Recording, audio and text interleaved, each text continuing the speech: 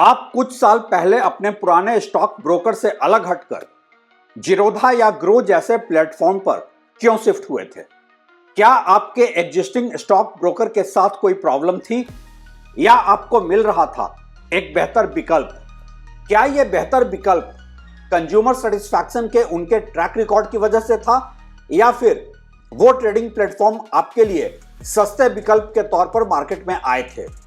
देश के ज्यादातर ट्रेडर्स का जवाब तो यही है कि इन नए ट्रेडिंग प्लेटफॉर्म्स पर सस्ते ऑप्शंस और कम पैसों में ट्रेडिंग का लालच था।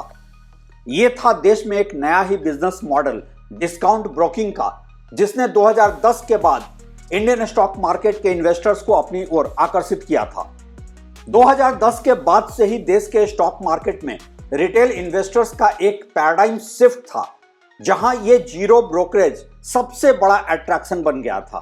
फिर आज क्यों हो रहा है आम भारतीय निवेशकों का मोहभंग इन डिस्काउंट ब्रोकर्स से, और क्यों लगभग सारे ही बड़े डिस्काउंट ब्रोकर्स अपने क्लाइंट बेस को खोते जा रहे हैं?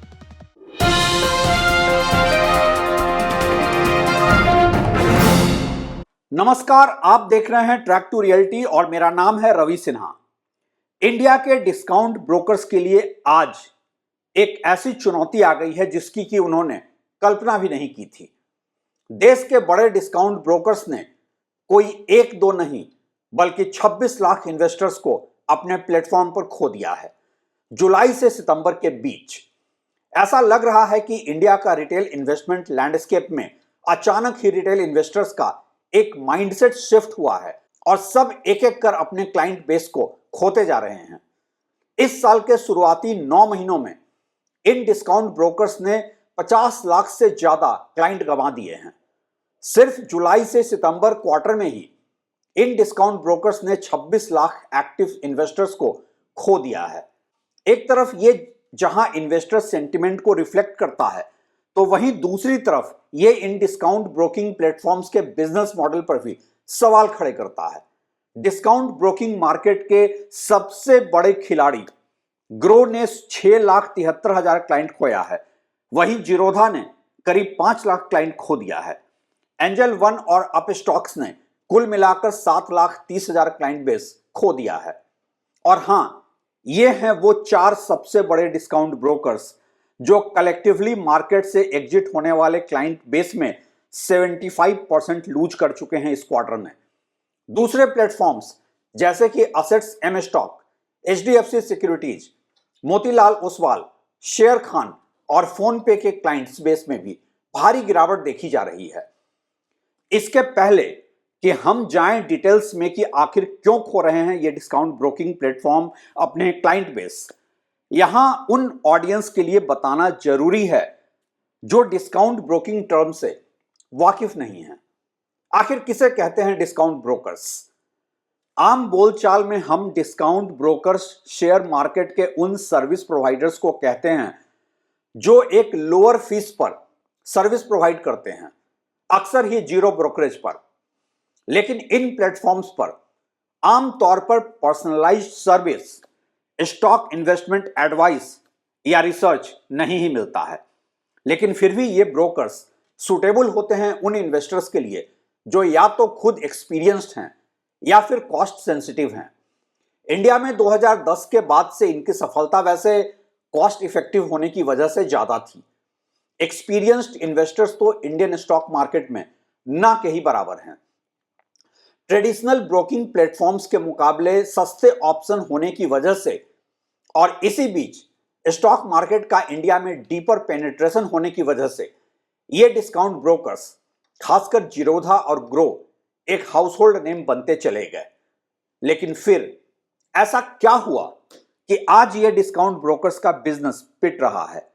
क्यों मोहभंग हो रहा है आम इन्वेस्टर्स का इन ऑनलाइन शेयर मार्केट प्लेटफॉर्म्स से? दरअसल समस्या इन ब्रोकर्स के साथ ही साथ मार्केट में है, इन्वेस्टर्स के सेंटिमेंट में है और है सेबी के नए रेगुलेशन में। डिस्काउंट ब्रोकरों से इन्वेस्टर्स के दूर जाने के मुख्य कारण सेबी के सख्त नियम, बाजार में उतार चढ़ाव और इन डिस्काउंट ब्रोकर सर्विसेज का खराब कस्टमर सपोर्ट सर्विस है। सेबी के नए और सख्त नियम के बाद फ्यूचर्स और ऑप्शंस ट्रेडिंग पर असर पड़ा है। सेबी ने फ्यूचर और ऑप्शन ट्रेडिंग को लेकर कई सख्त नियम लागू किए हैं, जिससे रिटेल निवेशकों के लिए यह कम आकर्षक हो गया है। इन नियमों में शामिल है मार्जिन नियमों में कड़ा करना, जहां की ट्रेडिंग के लिए आवश्यक मार्जिन मनी यानी कि जमा राशि को बढ़ा दिया गया है। साप्ताहिक एक्सपायरी को घटा दिया गया है। ट्रेडिंग के लिए आवश्यक पूंजी की सीमाएं बढ़ा दी गई हैं। फ्यूचर एंड ऑप्शंस पर लगने वाले करों में वृद्धि की गई है। समान शुल्क की अनिवार्यता भी एक वजह है, जहां सेबी ने स्टॉक एक्सचेंजों को वॉल्यूम आधारित शुल्क की बजाय एक समान शुल्क लागू करने का निर्देश दिया है। इससे डिस्काउंट ब्रोकरों के रेवेन्यू पर निगेटिव असर पड़ा है और वे अपने जीरो ब्रोकरेज मॉडल को आगे जारी नहीं ही रख पाएंगे। दूसरी सबसे बड़ी वजह है बाजार में उतार चढ़ाव और अस्थिरता, जिससे कि अनाड़ी निवेशकों को स्टॉक मार्केट से मोहभंग हो रहा है। 2020 में कोविड के बाद से ही शेयर मार्केट में तेजी के दौरान बड़ी संख्या में नए निवेशकों ने डिस्काउंट ब्रोकरों के जरिए बाजार में कदम रखा था। मार्केट रिटर्न्स इतना ज्यादा मिल रहा था कि इन नए और अनाड़ी निवेशकों को लगने लगा था कि वो अब स्टॉक मार्केट के ऐसे एक्सपर्ट बन गए हैं जो दूसरों को भी इन्वेस्टमेंट एडवाइस दे सकते हैं। आखिर उनका खुद का पोर्टफोलियो भी एक केस स्टडी नजर आने लगा था। लेकिन बाद में बाजार में हुई गिरावट और उतार चढ़ाव, खासकर 2025 उनके लिए एक रियलिटी चेक साबित हुआ और इसने इन निवेशकों को काफी नुकसान पहुंचाया, जिससे उनका मोहभंग हुआ। कई छोटे निवेशकों को जोखिम प्रबंधन या रिस्क मैनेजमेंट की सही जानकारी नहीं थी। वॉलेटाइल बाजार में नुकसान होने पर वे बाहर निकल गए, क्योंकि डिस्काउंट ब्रोकर उन्हें पर्याप्त मार्गदर्शन नहीं दे पाए। आखिर इन डिस्काउंट ब्रोकर्स के बिजनेस मॉडल में ही था सीमित सेवाएं और सीमित ग्राहक सहायता, जहां व्यक्तिगत सलाह की कमी साफ दिख रही थी। डिस्काउंट ब्रोकर कम ब्रोकरेज शुल्क लेते हैं, लेकिन इसके बदले वे व्यक्तिगत सलाह, कोई रिसर्च रिपोर्ट या पोर्टफोलियो मैनेजमेंट जैसी सेवाएं नहीं देते हैं। यह उन शुरुआती निवेशकों के लिए एक बड़ी समस्या है जिन्हें मार्गदर्शन की जरूरत होती है, और खासकर तब और भी जब एक बार के मार्केट ग्रोथ में पैसा बनाकर फिर वो उसे गंवाने लगते हैं। खराब ग्राहक सेवा एक अहम वजह रही डिस्काउंट ब्रोकर्स के मार्केट में क्लाइंट खोने के पीछे। कुछ डिस्काउंट ब्रोकरों पर यह आरोप लगने लगा है कि उनकी ग्राहक सेवा बहुत धीमी या अनुपयोगी है। कभी कोई तकनीकी समस्याएं आने पर ग्राहकों को लंबे समय तक इंतजार करना पड़ता है, जिससे उन्हें परेशानी होती है। कई बार बाजार में ज्यादा हलचल होने पर डिस्काउंट ब्रोकरों के ट्रेडिंग प्लेटफॉर्म अटक जाते हैं या धीमी गति से चलते हैं, जिससे निवेशकों को नुकसान हो सकता है। और इन सब के बीच कॉम्पिटिटिव और बेटर सर्विसेज के साथ फुल सर्विस ब्रोकरों की वापसी भी हो रही है।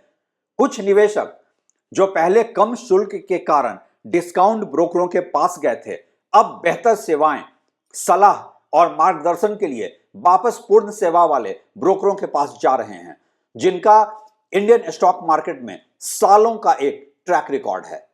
आम इंडियंस भी अब डायरेक्ट ट्रेडिंग की बजाय प्रोफेशनल इन्वेस्टमेंट प्रोडक्ट्स जैसे कि mutual fund, portfolio management services और अल्टरनेटिव इन्वेस्टमेंट फंड्स जैसे प्रोफेशनली मैनेज्ड इन्वेस्टमेंट प्रोडक्ट्स की ओर रुख कर रहे हैं। इनमें से बहुतों ने 2025 में अपने हाथ चलाए हैं और पैसा गंवाया है स्टॉक मार्केट में। इन सभी कारणों से, खासकर सेबी के सख्त नियमों और बाजार में अस्थिरता के बाद, डिस्काउंट ब्रोकरों को बड़ी संख्या में ग्राहकों के बाहर निकलने की समस्या का सामना करना पड़ रहा है। 2025 स्टॉक मार्केट में रिटेल इन्वेस्टर्स और डिस्काउंट ब्रोकिंग प्लेटफॉर्म्स दोनों के लिए एक जैसा वेकअप कॉल का साल रहा है। एक रियलिटी चेक है मार्केट के लिए और कई लर्निंग भी है दोनों के लिए। जहां एक तरफ यह चेतावनी का साल है आम रिटेल इन्वेस्टर्स के लिए, जिन्हें 2020 के कोविड के बाद के स्टॉक मार्केट रिबाउंड में मिल गया था बम्पर रिटर्न। उन्हें समझना होगा कि यहां वहां से मिले टिप पर हुई कमाई से आप स्टॉक मार्केट एक्सपर्ट नहीं है बन जाते। लॉन्ग टर्म में स्टॉक मार्केट में बने रहने के लिए और स्टॉक मार्केट को जुआ सट्टा न समझकर जिंदगी भर की कमाई न बर्बाद करते हुए अगर उन्हें निवेश करना है, तो उन्हें फाइनेंशियल एजुकेशन की जरूरत है, और जब तक वो खुद सही मायनों में एक्सपर्ट नहीं है बन जाते, उन्हें जरूरत है एक्सपर्ट पोर्टफोलियो मैनेजमेंट और गाइडेंस की। डिस्काउंट ब्रोकिंग प्लेटफॉर्म्स पर जरा सा ब्रोकरेज का पैसा बचाने और दांव खेलने के चक्कर में आप हो सकते हैं बर्बाद। और डिस्काउंट ब्रोकिंग फर्म्स के लिए भी यह साल रहा है एक बेकअप कॉल का। 2020 के कोविड के बाद के मार्केट को न्यू नॉर्मल समझकर और स्टॉक मार्केट में नए नए अनइन्फॉर्म्ड और मिस इन्फॉर्म्ड इन्वेस्टर्स के सहारे आप ब्रोकिंग बिजनेस के बादशाह नहीं बन सकते हैं। जब रेगुलेटरी लैंडस्केप बदलता है, जब मार्केट वॉलेटाइल होता है और जब आम इन्वेस्टर्स अपनी गलतियों से सीखता है, तो आप सिर्फ जीरो ब्रोकरेज की वजह से रेलिवेंट नहीं रह सकते हैं। डिस्काउंट ब्रोकिंग के बिजनेस से निवेशकों का मोहभंग कई मायनों में इंडिया के स्टॉक मार्केट के फ्यूचर के लिए अच्छी खबर ही है, बशर्ते कि सब लोग सीख लें अपने अपने हिस्से का सबक। क्या आप तैयार हैं सीखने को? Stay informed, stay strategic. I rest my case. Thank you.